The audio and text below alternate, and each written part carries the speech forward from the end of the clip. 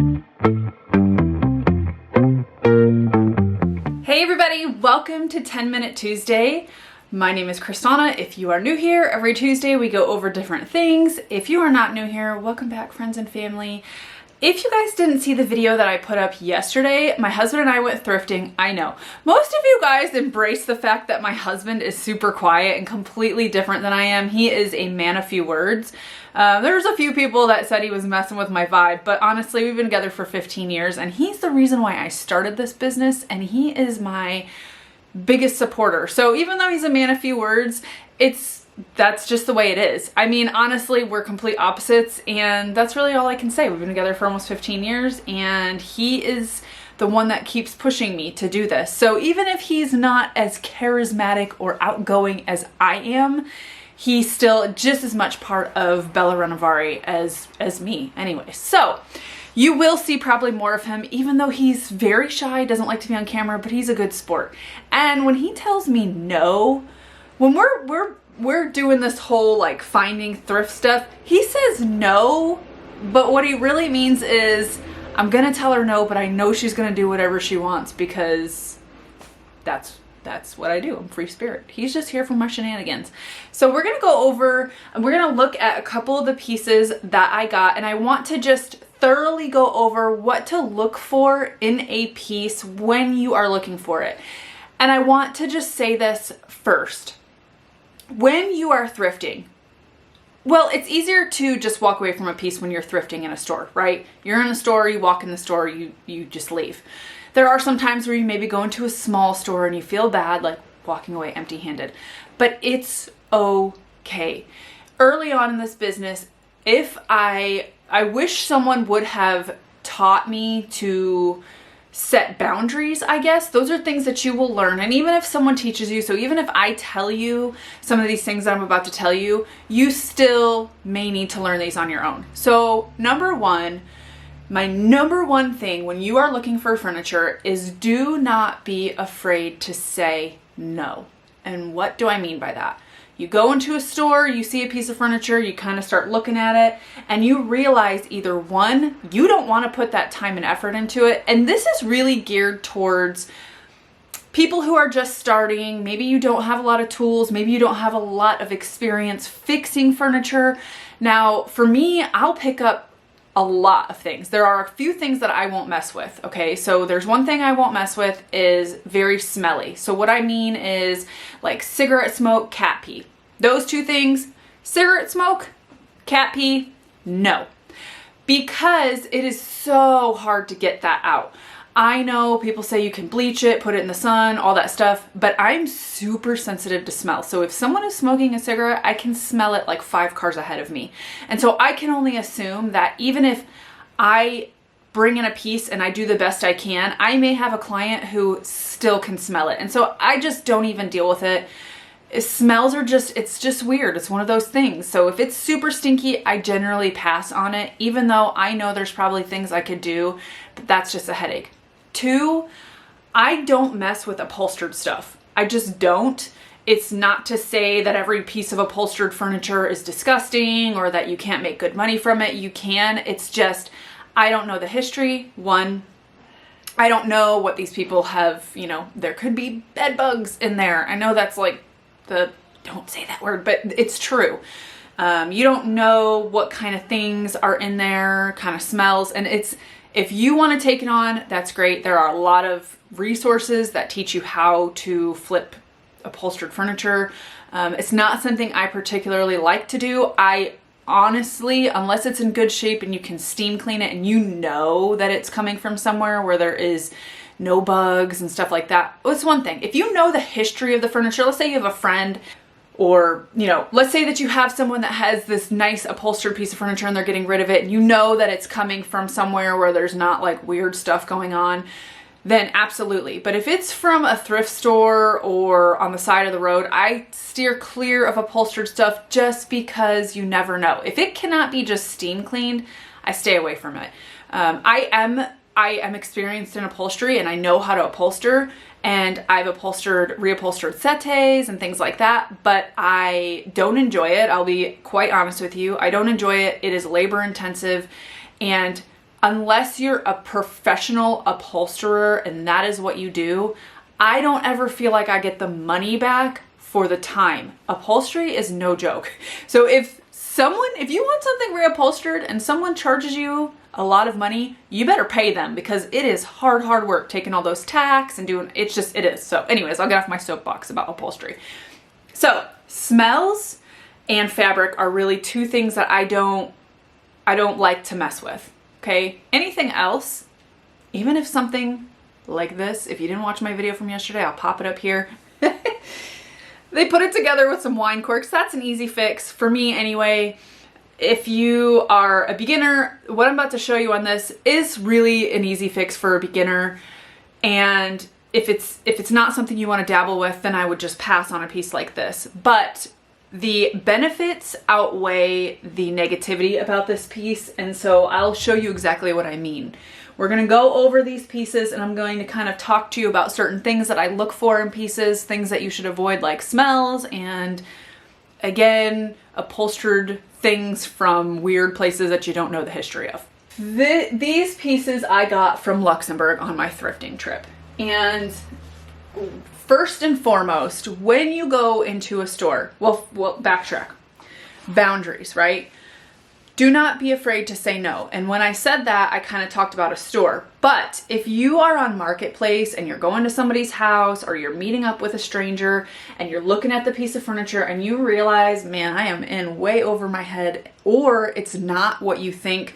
I've had people where I ask them, is it from a smoke-free home? And they'll say, yeah. And as soon as I get there, I'm like, that was a lie.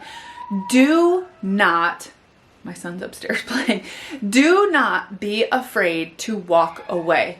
I'm telling you right now, setting those boundaries of what you will accept in your business and the pieces that you will accept will save you so much in the long run, because man, if you take on pieces that just because you feel bad and don't want to say no, you will probably it's going to be an energy sucker. It's going to be something that you may not get your money back on. So just be smart when you're looking for pieces, especially as a beginner. I'm going to show you kind of what to look for. Now, going back to this, when I was in the truck, this piece right here, right? First of all, take doing this with a grain of salt when you're in a store, because you don't know if the floor is level. So I came up to this piece and I started shaking it. I'm actually shaking it a little bit more than I did. So I started shaking it, right, moving it around, and it was doing that. And I was like, okay, well, I don't know if that floor is level. But now if I put my weight on it and I'm kind of moving it, it's level. So it's not the piece, it was the floor. So being mindful of that when you use that as something, when you're like, okay, I want to make sure this piece is not going to rock around. Be mindful of the fact that the floor may not be level. So it is perfectly fine here, but in the store it was rocking around. So again, just take that with a grain of salt when it comes to doing that as one of your things, right? Okay, so I pulled the drawers out, and right here the drawers look a little wonky right now, but that is because they're not in properly. Maybe when we shifted it, I can't remember if we took the drawers out or not. So one thing you want to do is you want to take the drawers out, okay? And you want to kind of look at it. This one these are wood drawer slides, so they only have slides here. There's no slide right here. What's keeping it together is this right here. So what you want to do is, if they look wonky, you're going to put them back in, okay? You're going to make sure you're putting them back in the way that they're supposed to go, and kind of pull them, are they going, having a little bit of give is normal, but if they're like falling apart, no. So unless you want to rebuild these drawers, and you can get new drawer slides, but again, remember, that's more money that you're putting into this piece. So sliding nicely, it's sitting nice. Also remember, when you get older pieces, not everything is completely square. It's kind of like a house. Sometimes furniture settles. and that is okay. We are not in the business of brand new furniture. When you are flipping pieces, you want to make this piece as perfect as you possibly can, but one, remember it's hand painted, and two, it's a used piece of furniture. So you're not buying it from IKEA and putting it together and expecting everything to be square and solid. I mean, you are expecting it to be solid, but so just remember that. You want to make sure that it is as good as humanly possible, but if it's a little bit off or something like that, or maybe the door catches just a little bit, it's fine. And if you are having clients that are coming to you because maybe something is a little bit wobbly, or maybe the drawers are a little bit off, then they are not the kind of people that should be buying used vintage furniture or painted furniture, okay? So we're gonna put this other drawer back in, and I wanna make sure that it's kind of set right. So now that we, oops, I pushed that back. Now that we put these drawers in, they're looking better, okay? So here's the door. We're gonna open this up, and this has a magnet, and if you heard me, I said slightly in there. A lot of these furnitures, when there's double doors, this has a lock, this doesn't. So this door may need to have a magnet put on like this. Not big deal. That's a pretty easy fix, few dollars, and it will allow this door to not swing freely when they open it. And it's just, I like the magnet system a lot. So we're gonna open this up. These doors, good, they close nice, open nice, they're not falling off. This video may go a little bit more than 10 minutes. The hinges are interesting because they're pins. I don't know if I can, yep, okay. So it's a pin system, right? And so you want to make sure that you have all 4 of these pins, because did you see what the door just did? If I'm missing a pin, one, not only is my door gonna fall, but boom, it's like, let's look at it. Make it closer so you can see. Once I pulled that pin out, it's like, so make sure if you're looking at pieces that have these sort of hinges, that you have all of the pins for them. So you need to make sure that you have this pin, and you should have known that before. You should be able to look at it and see. When we put it back in, here's the hinge, and it's back to normal, okay? So make sure you're looking at the hinges, make sure that they're good. A lot of vintage pieces, when you are looking at the hinges on the inside, especially in the States, a lot of hinges are screwed right here. Make sure you're kind of looking at them. A lot of them on vintage pieces are a little bit wobbly, so you may need to put new little tiny screws in. You may need to replace the hinges. So be cognizant of that when you're looking at the piece. Do I want to spend a few dollars to put new hinges on there? And if you do, then no problem, get it. It's usually an easy fix. Okay, so now I want to show you something else. This piece is really, it's in great shape, but it's not the most perfect piece. So I'm assuming, I'm not quite sure, maybe this person used it as a media thing. There's a lot of holes in here. I don't know, maybe they, it doesn't smell like animals, but my first, like, I'm just being a smart butt instinct is to say they had hamsters in here or something that needed air holes. That's probably not what, I'm just being dramatic. These drawers, they made 3 drawers. For whatever reason, or 3, they wanted more. There we go. They wanted more, not drawers. They wanted more, yeah, you know, these things. So they wanted more of them, not looking too hot, right? So either you're going to take these out, remove this stuff. They put, these are the ones that had the little wine corks. Okay. So you're going to probably take this off with like a flathead screwdriver or chisel or something like that, clean it up, and you may either just leave it, so you could leave it so it doesn't have a shelf. That's what they're called, shelves. You may leave it so that it doesn't have a shelf, because this looks like this is the original shelf, but it's pretty bowed. So what you can do, you can go to a hardware store and find another piece of kind of a plywood board. You can ask the hardware store to cut it to size for you if you do not have the tools to do it.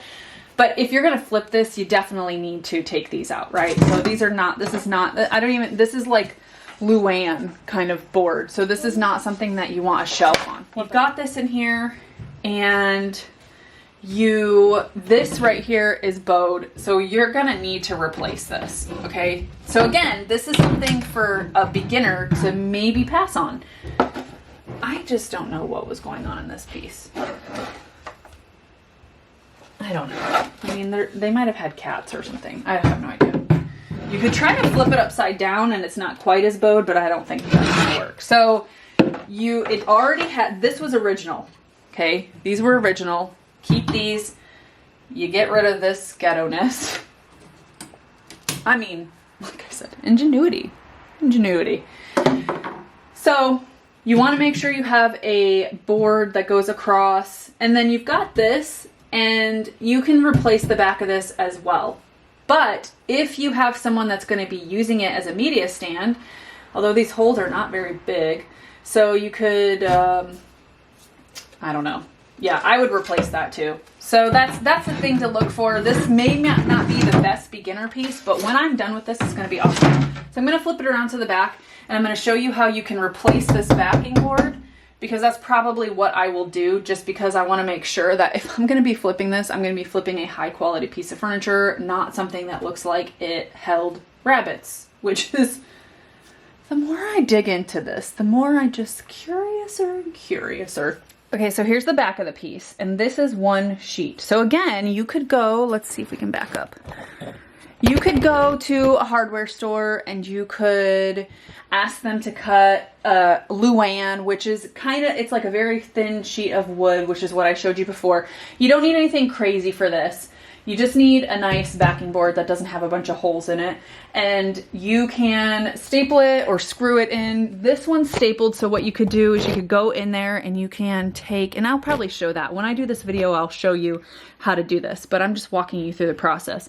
You can take, you know, needle nose pliers and a screwdriver, a flathead screwdriver, and kind of dig that out and pull them out. And that way you can get this off of here and you can replace it with something else. But again, remember, these are things, and it's kind of what's tricky for you guys is that you have to almost make these decisions pretty split decisions, right?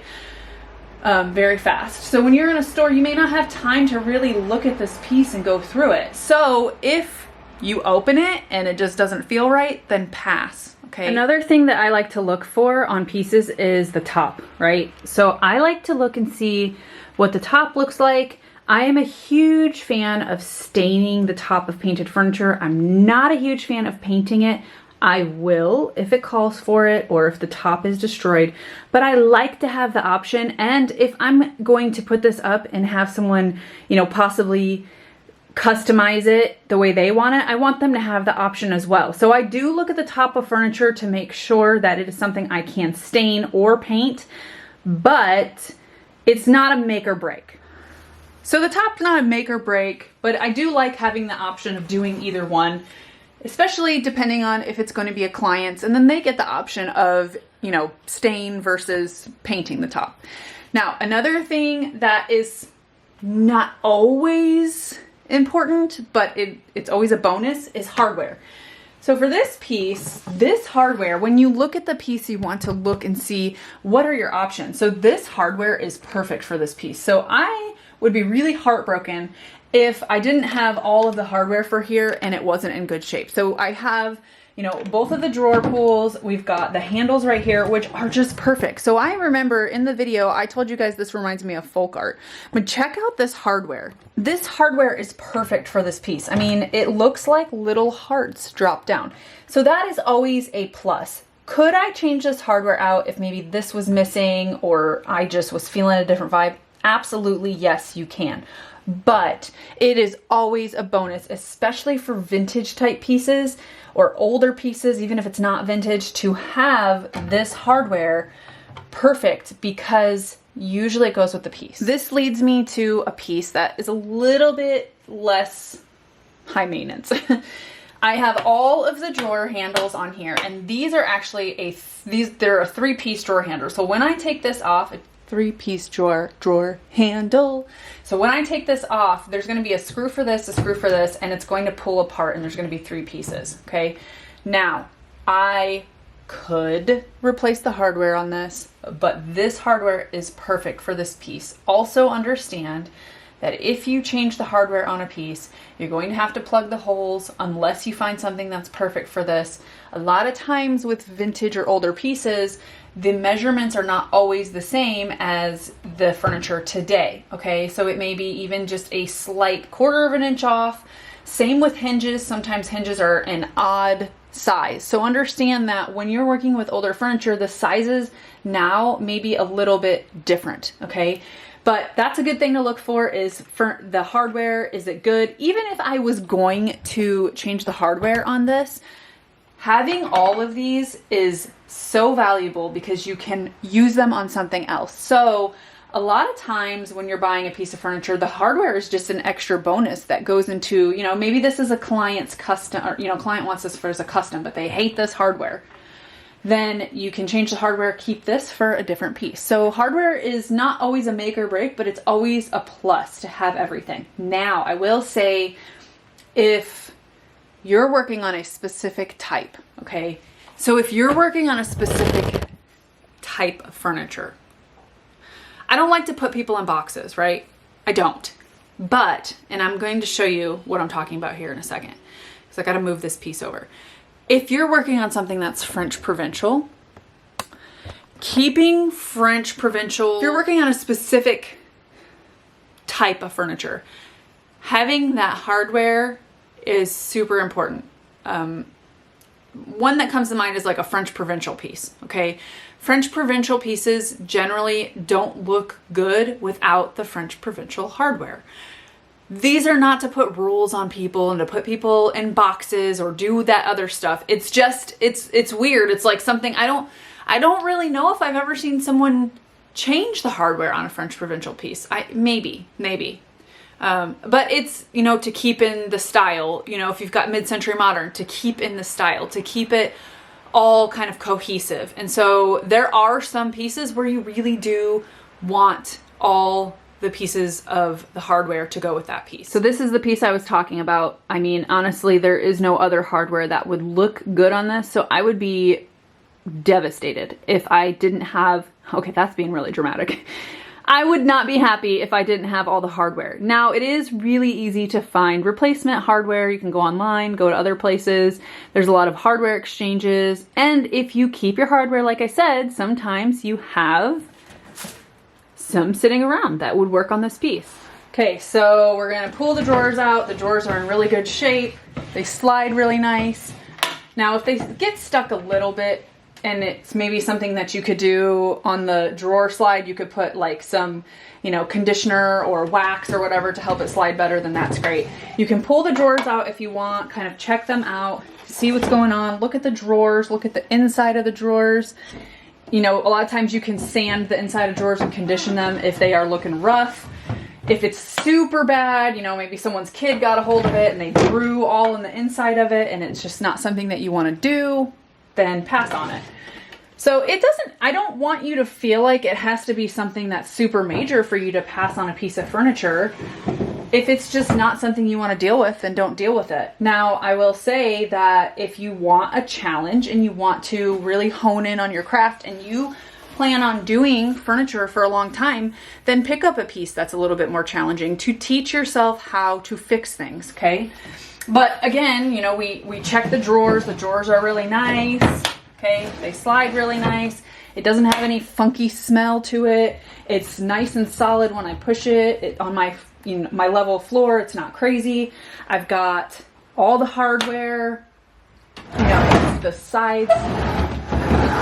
Sorry.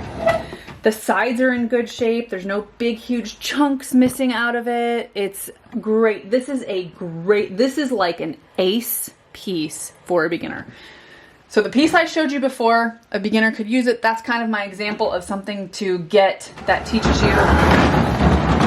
Woo! Watch out there. Teaches you how to work on it. So the side is in good shape. These sides. I also want to show you this. Okay, so this is one of those pieces where they have trim. And I looked all the way around this piece and the trim is in perfect condition. Now you can remake trim if you want to, and I have a video, so I'll pop that video up of how to create a mold with hot glue and how to mold it and fix it. But if that's out of your wheelhouse, remember, at the end of the day, even if I think a piece is perfect, okay, and I don't have any issues fixing whatever needs to be fixed, that does not mean that you are going to think that it's okay to get. Also, on the flip side, if I don't want to work on a piece and I don't want a challenge and I don't want to get a piece that maybe is smelly, but you're okay with it and you're cool with that challenge and you're cool with, you know, doing whatever you need to do to get the smell, then do it. These are just things to look for. So hardware is always a bonus. It's not a make or break, but it is a really good thing, especially for pieces that are specific to that type of furniture, that era. You know, it's just goes with the whole feel of that kind of furniture. To, you know, be cognizant of smells, be cognizant of looking, and this is another thing, and this is not something that I always like to bring up, but if you're pulling out the drawers, right, you want to look, pull out this drawer, and it's a little bit dirty, but you want to look, kind of knock it around, make sure that there's no bugs coming out of it, look inside, look at all behind, look for signs of insect droppings, and that way you're not bringing something into your house. So I never bring my furniture straight into my house. I always have it outside for a little bit.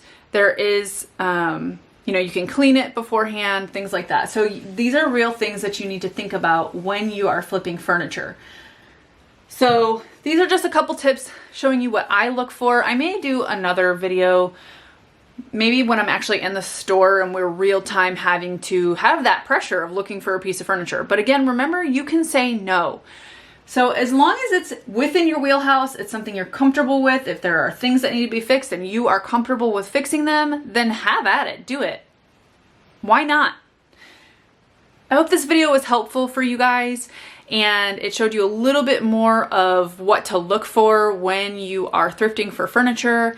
And we'll do another video that's like real time when I'm in the store and have to make that split moment decision, last moment decision, fast moment decision of, do I want this piece or not? So I will have a furniture painting video up this week. And other than that, I hope you guys have an amazing week and I will see you next Tuesday. Bye.